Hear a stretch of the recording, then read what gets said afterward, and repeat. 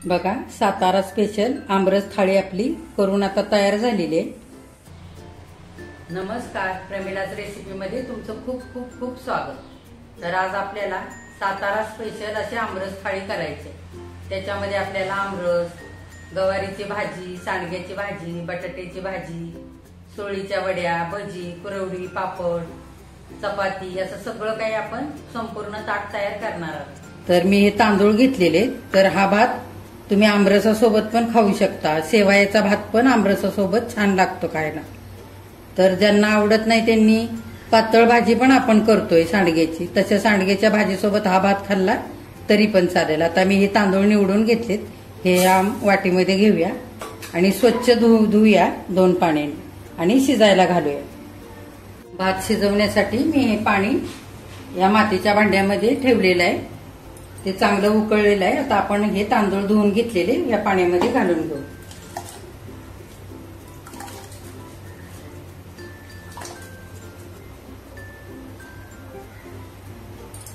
आणि आता आपल्याला भात शिजू द्यायचा आहे।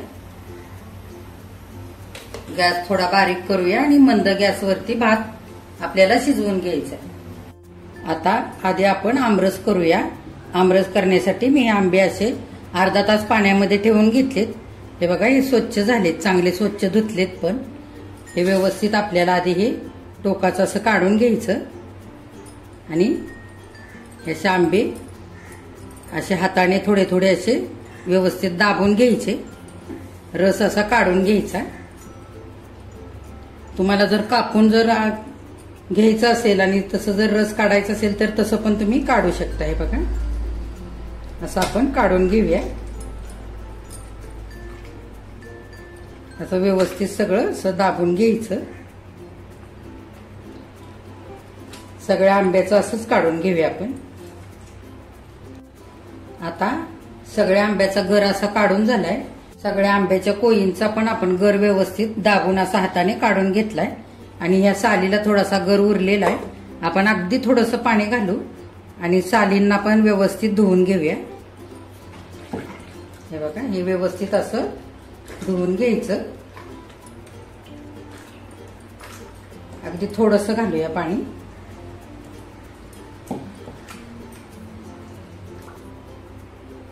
आता आंब्याच्या साली आपण अशा स्वच्छ धुवून अशा घेतलेल्या आहेत, त्याचा पण गर राहिलेला असा आपण काढून घेतलाय। हा पण ह्याच्यामध्येच घालूया। हे बघा, भरपूर निघाला हा पण। आता आमरसामध्ये हे आपण ही साखर घालून घेऊया। मी ही 5 चमचे साखर घेतलेली आहे। आंबे भरपूर गोड आहेत, आंबे किती गोड आहेत त्या अंदाजाने साखर घालायची। तुम्ही इकडे गुळ पण वापरू शकता। आणि त्याच्यामध्ये आपण थोडंसं वेलची, जायफळ आणि सुंठ असं तयार केलेलं हे पूड घालूया त्याने आणि चांगलं हलवून घेऊया। आता जर तुम्हाला हे मिक्सरमध्ये जर बारीक वाटून घ्यायचं असेल तर तुम्ही घेऊ शकता। छान दाटसर झालेला आहे। आता आपण हा थंड होण्यासाठी फ्रीजमध्ये ठेवूया। भात बघूया आपण। हे बघा, चांगला शिजलेला आहे भात पण। आता गॅस बंद करूया आणि झाकण ठेवूया आणि आता आपण सांडग्याची भाजी करू। सांडग्याची भाजी करायच्या आधी आपल्याला सांडगे भाजून घ्यायचे, म्हणजे सांडग्याच्या भाजीमध्ये सांडगे जास्त विरघळत नाहीत। थोडंसं तेल घालू आणि चांगले भाजून घेऊया। किती थोडं घालायचं भाजण्यापुरतं। सांडगे चांगले भाजलेत। आता गॅस बंद करूया आणि वाटण करूया थोडंसं। मसाला वाटण्यासाठी मी हे असं सुकं खोबरं घेतलंय थोडंसं। हा मसाला आपल्याला गवारीच्या भाजीला पण वापरायचा आहे थोडासा, आणि सांडग्याच्या भाजीला सुद्धा थोडंसं आलं टाकूया। 5-6 लसणाच्या पाकळ्या आणि थोडीशी कोथिंबीर, आणि हे चांगलं ओबडधोबड असं वाटून घ्यायचंय आपल्याला। असा मसाला आपला ओबडधोबड वाटून झालाय। सांडग्याच्या भाजीसाठी मी 1.5 पळी तेल घालून घेतलेलं आहे। तेल चांगलं आता गरम होऊ देऊया आधी। तेल गरम झाले, जिरे घालूया। चांगले फुलू द्यायचे जिरे। चांगले फुलले, आपण कांदा घालूया।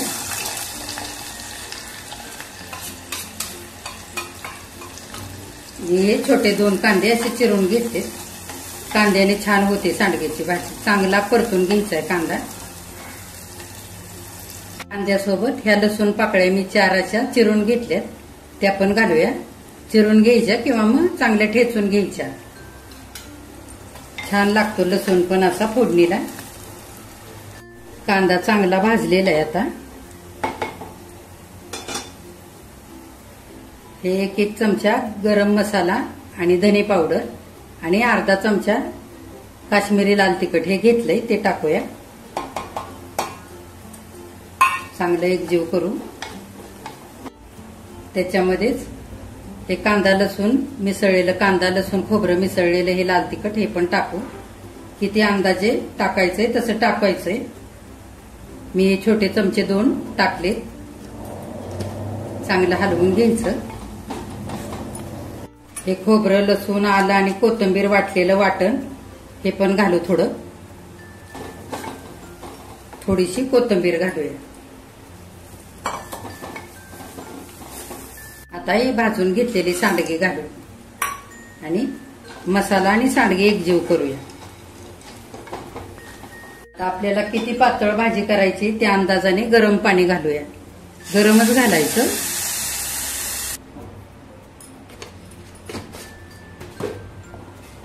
आणि चांगलं सांडगे शिजेपर्यंत शिजू द्यायचं. जास्त पण नाही शिजवायचे,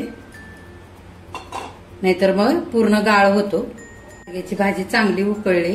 हे 2 चमचे शेंगदाणे भाजून असे मी वाटून कूट केलेलं ते घालूया. भाजीच्या अंदाजानेच कूट घालायचं. भाजी थोडी आहे म्हणून मी 2च चमचे कूट वापरले. चांगलं हलवून घेऊ आणि आणखी 1 उकळी येऊ देऊया, म्हणजे आपली सांडग्याची भाजी पण शिजून होईल. सांडग्याची भाजी आता चांगली शिजलेली आहे. आता गॅस बंद करू आणि झाकण घालूया.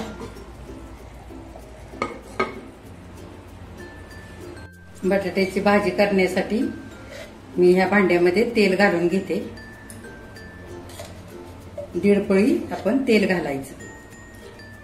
चांगलं गरम होऊ द्यायचंय. तेल गरम झाले.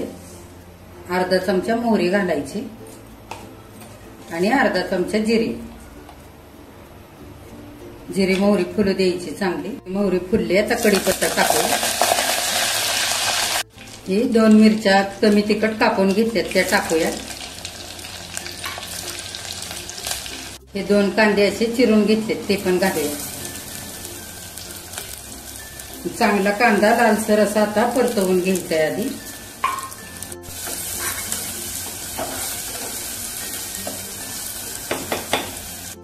थोडीशी हळद घालायची. हा बटाटा मी शिजवून घेतलाय. कुकरला 3 शिट्ट्या काढल्या आणि व्यवस्थित हा सोलून असा कापून घेतलाय. आता हा पण घालूया ह्याच्यामध्ये आणि चांगलं परतवून घेऊया. मीठ घालू चवीनुसार आणि थोडीशी कोथिंबीर आणि आता चांगलं परतवून घेऊया. बघा आता परतून झाली चांगली बटाट्याची भाजी झालेली आपली करून. हे बघा, गवारीची भाजी करण्यासाठी मी आता हे तेल गरम करून घेतलंय. 1 पळी तेल घातलंय. गरम झाले तेल. आता आपण हे पाव चमचा जिरे घालू. चांगले जिरे फुलू द्यायचे. जिरे फुललेत. आता हा 1 मोठा कांदा मी चिरून घेतलाय तो घालूया. कांदा आता चांगला परतलाय. हे बघा, धने पावडर, गरम मसाला, इथे काश्मीरी लाल तिखट हे अर्धा चमचा घेतलंय आणि कांदा लसूण खोबरं मिसळलेला हे लाल तिखट हे 1 चमचा घेतलंय. हे सगळं ह्याच्यामध्ये टाकूया आणि कांद्याबरोबर चांगलं परतूया. आणि सांडग्यासाठी आपण जो मसाला केलेला तोच आपण थोडासा ठेवलाय. ह्याच्यामध्ये आलं, खोबरं, कोथिंबीर आणि लसूण हे वाटून घेतलेलं आहे. हे पण घालूया आणि चांगलं एकजीव करूया. थोडी कोथिंबीर घालू. मसाला चांगला परतलाय. तेल पण सुटायला लागले। आता ही अशी निवडून घेतलेली गवार स्वच्छ धुवून घेतले ती घालूया। आपल्याला गवारीची सुकी भाजी करायची आणि चांगलं मिक्स करूया। चवीनुसार मीठ घालायचं। आता शिजण्यापुरतं थोडंसं पाणी घालूया। आल्यानंतर आपण शेंगदाण्याचं कूट घालायचं। आता झाकण घालूया आपण। आपल्याला सुकी भाजी करायची ही आणि जरा अर्ध पाणी आटलं भाजीचं की मग कूट घालूया आपण शेंगदाण्याचं। उघडून बघूया झाकण आपण, गवार शिजले का। हे बघा शिजत आलेली आणि पाणी पण आटलेलं आहे। आता हे भाजून घेतलेलं शेंगदाण्याचं कूट 1.5 चमचा घेतले ते घालूया। थोडा वेळ शिजू द्यायचं म्हणजे छान सुकी भाजी आपली गवारीची तयार होईल। झाकण उघडून बघूया आता। बघा गवार चांगली शिजलेली आहे, पूर्ण पाणी आटले आणि सुकी झाले। आता गॅस बंद करू, झाकण घालून ठेवूया आणि आता आपण भजीचं पीठ भिजवून घेऊ। आता भजीचं पीठ भिजवण्यासाठी मी हे 2 कांदे असे बारीक चिरून घेतले। 1 वाटी पीठ घेतलंय चण्याच्या डाळीचं, ते आपण ह्या कांद्यावरती घालून घेऊ। पाव चमचा ओवा घेतलाय मी, तो हातावर असा चोळून घालूया। चमचे धणे घेतले, ते पण असे चांगले चोळून घालायचे। धण्यानी भजी छान लागतात। थोडीशी हळद घालू। धणे आणि ओवा भजीमध्ये घातला की भजी पण पचनासाठी हलकी होतात। थोडीशी हळद घालायची।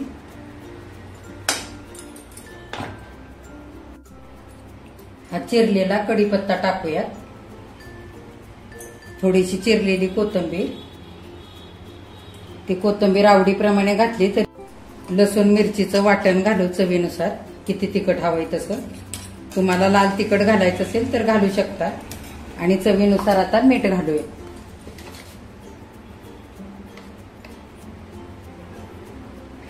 आणि थोडं थोडं पाणी घेऊन आता आपल्याला हे पीठ भिजवून घ्यायचं।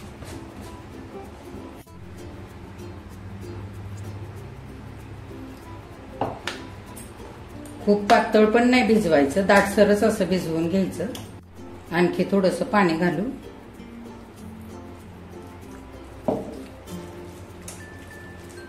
चांगलं हाताने एकजीव करायचं म्हणजे कांदा आणि पीठ चांगलं एकजीव होतं। आता आपण हे 10-15 मिनिटासाठी असंच मुरवत ठेवूया, जे पीठ चांगलं तयार होईल आपलं भजी करण्यासाठी। सुरळीच्या वड्या करण्यासाठी मी हे असं बेसनचं पीठ घेतलंय 1 वाटी, अर्धी वाटी दही, त्याच्यामध्ये पाणी घालून मी असं फेटून घेतलंय। हे पण 1 वाटी तयार झाले।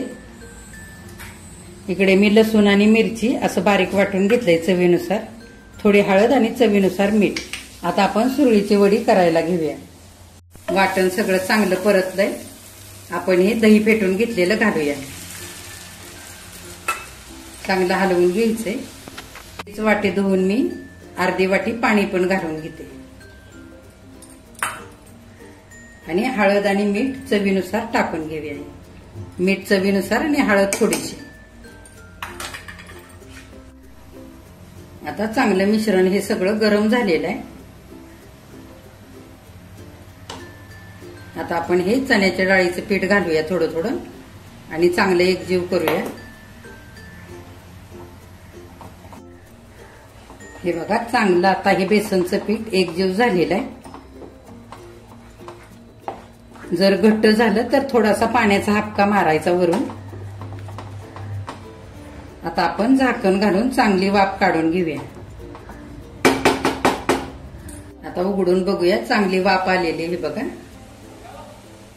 हे बघा सुरळीची वडी करण्यासाठी मी हे स्टीलचं ताट असं घेतलंय, त्याला थोडंसं तेल लावलंय। आता आपण हे पीठ थोडं थोडं घेऊन ताटाला आता पसरवून घेऊया।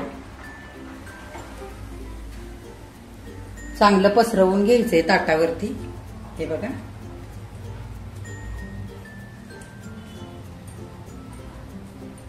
असं व्यवस्थित पसरवायचं. हे बघा, ताटावरती मी असं एकसारखं पीठ पसरवून घेतलंय. आता मी राहिलेलं पीठ दुसऱ्या ताटावरती लावून घेते असं. आता बघा, हे ताटाला आपण असं लावून घेतलेलं हे बेसनचं पीठ छान थंड झालेलं आहे. आता आपण कापून घेऊया. जसं पाहिजे तसं आपल्याला लहान मोठे अशा आपल्याला कशा करायच्या तसं कापून घ्यायचं. हे बघा, हे असं एक एक आणि एक एक कापायचं आणि असं गोल करायचं.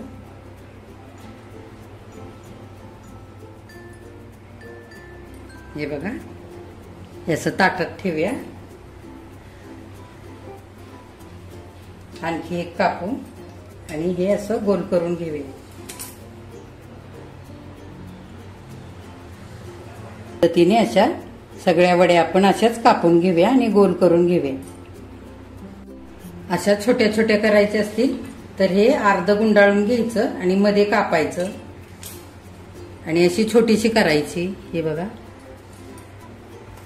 आणि उरलेल्या भागाची पुन्हा दुसरी बनवून घ्यायची अशीच. अशा आपण छोट्या छोट्या पण करू शकतो. हे बघा, आता ह्या वड्यांवरती आपण हे ओलं खोबरं घालून घेऊया, खरवडलेलं.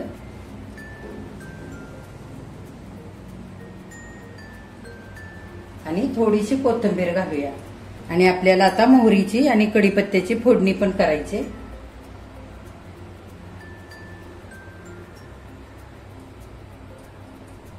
फोडणी करूया. आता फोडणीच्या पॅन मध्ये एक पळी तेल घातलंय, चांगलं गरम होऊ देऊया. तेल गरम झालंय, मोहरी टाकून घेऊया आणि थोडासा कढीपत्ता. आता फोडणी आपण घालून घ्यायची अशी. सुरळीच्या वड्या किती छान दिसत आहे. हे बघा, तयार झाले. चांगलं तापलेलं आहे. पापड तळूया आता. कुरवडी तळूया.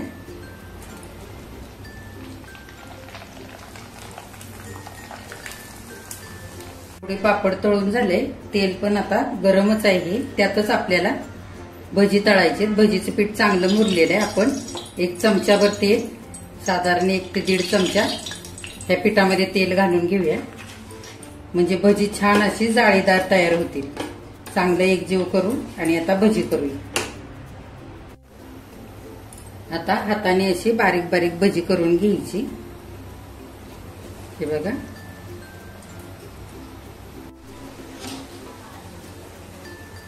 भजी आता छान तळून झालेली. आपण थोडी थोडी करून अशी काढून घेऊया. हे बघा, सगळी भजी आता ही अशी तळून झालेली आहे. आणि मी ही भजी करताना सोडा नाही घातला, थोडंसं गरम तेल घातलं, त्याच्यामुळे वरून छान कुरकुरीत झाले. बघा, चपात्या करण्यासाठी हे पीठ मी आधीच मळून ठेवले. आता आपण ह्याच्यातून थोडं थोडं पीठ घेऊन गोळे करूया. कसे आपल्याला पाहिजेत तसे असे गोळे करून घ्यायचे. किती मोठी बारीक चपाती करायची.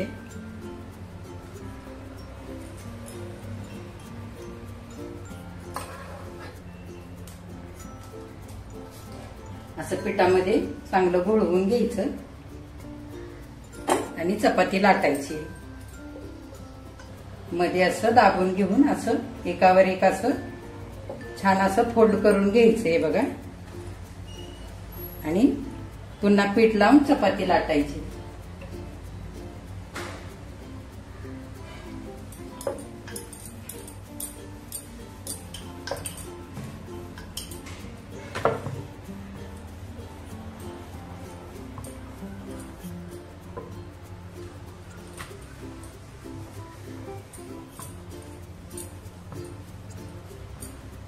अशी कडेनी छान अशी पातळ लाटायची.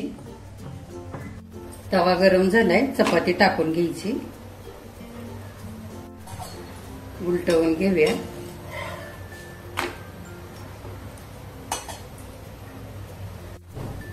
चांगली आता चपाती भाजलेली आहे दोन्ही साईडनी. हे बघा, आता मी काढून घेते. सगळ्या चपात्या आता करून झालेले आणि सगळा स्वयंपाक आता तयार झालेला आहे. ताट वाढून घ्यायचंय आता. बघा, सातारा स्पेशल आमरस थाळी आपली करून आता तयार झालेली आहे. तर मी काय काय घेतलंय ते सांगते तुम्हाला.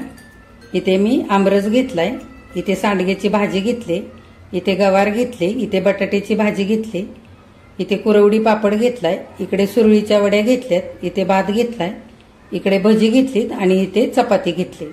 तर हे संपूर्ण थाळी आपली तयार झालेली आहे. ह्याच पद्धतीने तुम्ही आमरसाची थाळी तयार करायची.